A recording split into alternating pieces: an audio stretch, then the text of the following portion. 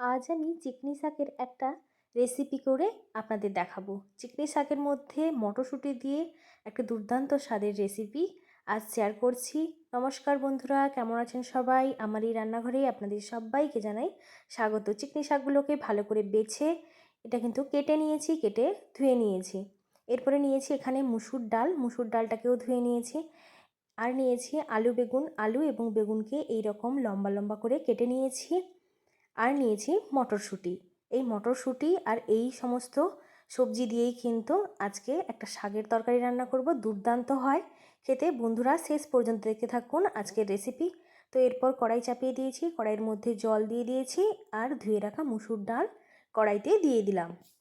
আর মুসুর ডালটাকে সেদ্ধ করে নেব। সেদ্ধ করার আগে 1 চামচ লবণ দিয়ে সেদ্ধ করে নেব 50%।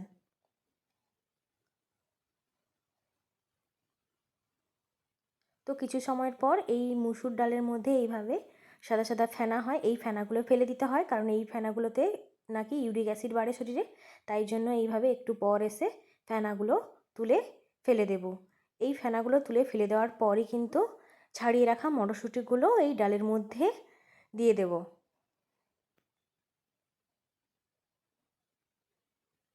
গ্রামে ঘরে এই শাক পাওয়া যায়, তাছাড়া বাজারেও কিন্তু এই শাক এখন প্রচুর পরিমাণে পাওয়া যায়। এই শীতকালেই কিন্তু এই শাক পাওয়া যায়। আর এই শাকের ঘন্ট, চচ্চড়ি, বিভিন্ন ধরনের রেসিপি হয়। তো এই শাক কিন্তু খেতে খুবই ভালো। আপনারা অবশ্যই এইভাবে এই শাকটাকে রান্না করে খাবেন, দেখবেন খুবই ভালো লাগবে। এখন কিন্তু আমি মটরশুঁটিগুলোই ডালের মধ্যে অ্যাড করে দিয়েছি। এরপর 1 চামচ হলুদের গুঁড়ো, 1 চা চামচ হলুদের গুঁড়ো অ্যাড করে দিয়ে ডাল এখন 50% কিন্তু সেদ্ধ হয়ে গেছে। তখনই কিন্তু কেটে রাখা আলু বেগুন এই ডালের মধ্যে দিয়ে আলু বেগুনটাকেও কিন্তু সেদ্ধ করে নেব। পুরনো এবং নতুন বন্ধুদের জানাই অনেক অনেক ভালোবাসা। আর আপনি যদি আমার এই চ্যানেলে নতুন হয়ে থাকেন তাহলে আমার এই চ্যানেলটিকে সাবস্ক্রাইব করে দেওয়ার অনুরোধ রইল। পাশে থাকা বেল বাটনটিও প্রেস করে দেবেন, তাহলে নিত্য নতুন ভিডিও নোটিফিকেশান আপনার কাছে পৌঁছে যাবে। আমার এই আজকের রেসিপি কেমন লাগলো অবশ্যই কিন্তু কমেন্ট করে জানাবেন। আর রেসিপিটি ইউনিক, খুবই ইউনিক। এই রেসিপি দিয়েই কিন্তু 1 থালা ভাত নিমেষেই খাওয়া হয়ে যাবে। খুবই খেতে ভালো হয়। অবশ্যই একবার চিকনি শাক বাড়িতে এলে আমার মতন এইভাবে রান্না করবেন। এখন আলু বেগুন ডাল খুব ভালোভাবে সেদ্ধ হয়ে গেছে। কেটে রাখা শাকগুলো এই ডালের মধ্যে দিয়ে নাড়াচাড়া করে নামিয়ে নেব। আর এই শাক দিয়ে কিন্তু বেশিক্ষণ ফোটাবো না, তাহলে কিন্তু টক হয়ে যেতে পারে। একদম অল্প 4 থেকে 5 মিনিট এই শাকটাকে কিন্তু নাড়াচাড়া করে নামিয়ে নিতে হবে। খুবই নরম শাক হয়, তো তাই জন্যই নাড়াচাড়া করে বেশিক্ষণ কিন্তু ফোটাবো না, এইভাবে নাড়াচাড়া করে নামিয়ে নেব।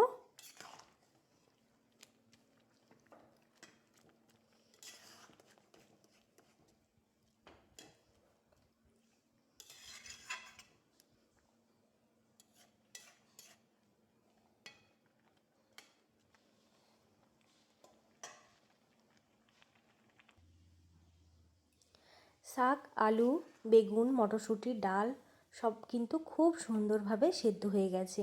এখন এই সমস্ত সবজি আর ডাল কিন্তু ওই যে ডাল ঘাঁটা ঘুটনি হয় ওটা দিয়ে ভালোভাবে ম্যাশ করে নেব। কিছুটা মিহি করার চেষ্টা করব, একদম কিন্তু মিহি হবে না, তবু কিছুটা ভেঙে ভেঙে দেব। আলু বেগুন সব কিন্তু ভেঙে ভেঙে দেব এই ডাল ঘাঁটা ঘুটনি দিয়ে।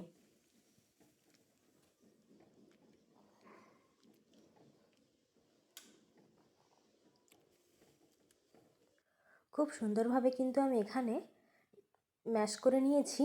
এবার একটা বড় ধরনের পাত্রে এই সেদ্ধ করে রাখা তরকারিটা ঢেলে দিলাম। এখন এই তরকারির মধ্যে ফোড়ন দেব। তো ফোড়নের জন্য প্রথমে আমি কড়াই চাপিয়ে দিলাম। কড়াইয়ের মধ্যে প্রথমে 2টো শুকনো লঙ্কা দিলাম আর দিলাম 2টো তেজপাতা। শুকনো খোলায় এই শুকনো লঙ্কা তেজপাতা কিছু সময় নাড়াচাড়া করে নেব।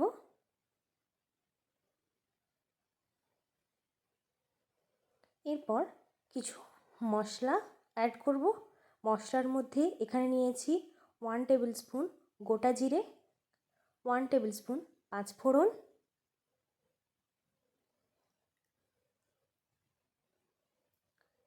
অল্প একটু সময় কয়েকটা সেকেন্ড হালকা নাড়াচাড়া করে এরপরে কিন্তু সর্ষের তেল অ্যাড করে দিলাম এই মশলাগুলোর মধ্যে।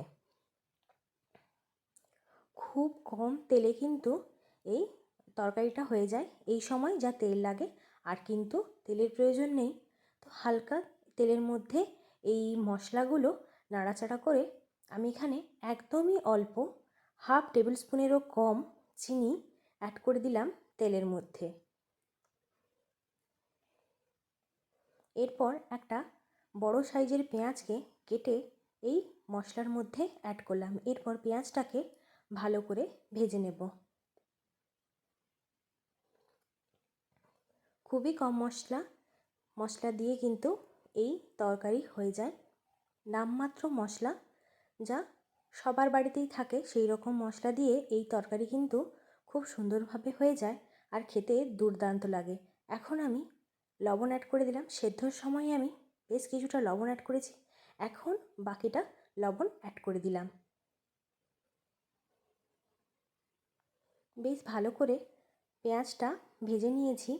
এখন আমি বেটে রাখা আদা এই মশলার মধ্যে দিয়ে দিলাম।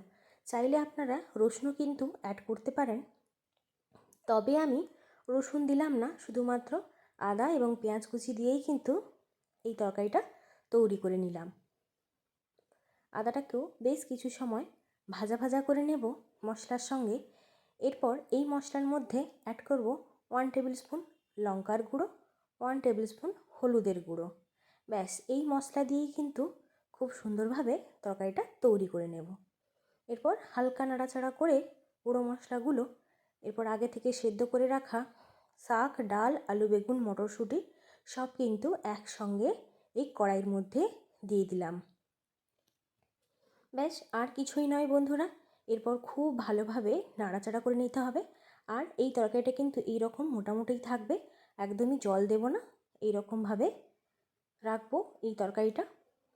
একটু বেশ কিছু সময় ফুটিয়ে নিতে হবে, ওই 5 মিনিট মতন ভালোভাবে মশলার সঙ্গে ফুটিয়ে নিলে তৈরি হয়ে যাবে এই তরকারি। সবশেষে কিন্তু এখানে ভাজা জিরের গুঁড়ো অ্যাড করতে ভুলবেন না যেন। 1 চামচ ভাজা জিরের গুঁড়ো ভালোভাবে দিয়ে দিলাম, দিয়ে হালকা নাড়াচাড়া করে গ্যাসের ফ্লেম অফ করে দেব। ব্যাস, এই দিয়েই কিন্তু এই তরকারি তৈরি হয়ে যাবে দুর্দান্ত স্বাদের এই চিকনি শাকের তরকারি। আপনারা অবশ্যই জানাবেন এই চিকনি শাক আগে খেয়েছেন কি না, কিংবা এর নাম জানেন কি না। এটা হচ্ছে চিকনি শাক। চিকনি শাকের এই রেসিপি খুবই ভালো লাগে। তো খুব সুন্দরভাবে অল্প সময়ের মধ্যে এই চিকনি শাকের তরকারি তৈরি করে নিলাম। এখন একটা বড় সাইজের পাত্রে ঢেলে নিলাম। এবার গরম গরম ভাতের সঙ্গে পরিবেশন করব এই চিকনি শাকের তরকারি। রেসিপিটি কেমন লাগলো অবশ্যই কমেন্ট করে জানাবেন। টাটা।